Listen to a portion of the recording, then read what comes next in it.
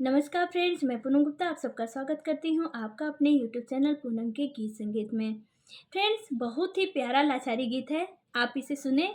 और अगर आपको हमारा यह गीत पसंद आए तो हमारे चैनल को प्लीज़ सपोर्ट ज़रूर करें और चैनल को सब्सक्राइब करें और कमेंट में हमें ज़रूर बताएं कि आपको हमारा यह गीत कैसा लगा।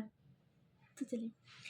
सैया मिलल बहो शराबी का बताइए ननदो, सैया मिलल बहो शराबी का बताइए ननदो।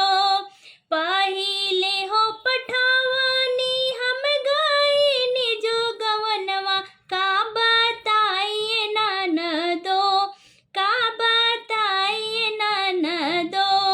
दिहले घूंघटा हो उठाई का बताइए ननदो, दिहले घूंघटाए उठाई का बताइए ननदो। सैया मिलल बहो शराबी का बताइए ननदो, सैया मिलल बहो शराबी का बताइए ननदो।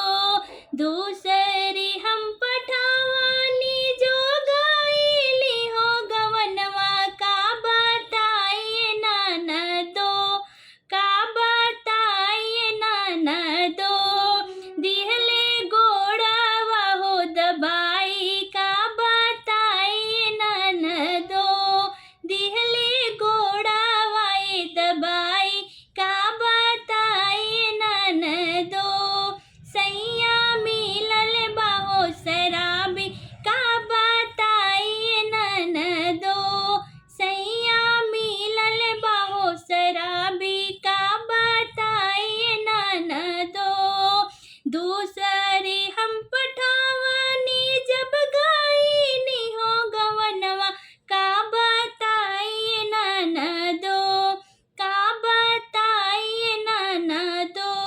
दिहले पेटवाए फुलाई का बताइए ननदो, सैया मिलल बहो शराबी का बताइए ननदो। चौथी हो पठवानी हम गइनी जो गवनवा का बताइए ननदो, का बताइए ननदो। भैले गोदी में हो ललनवा का बताइए ननदो, भैले गोदी में हो ललनवा का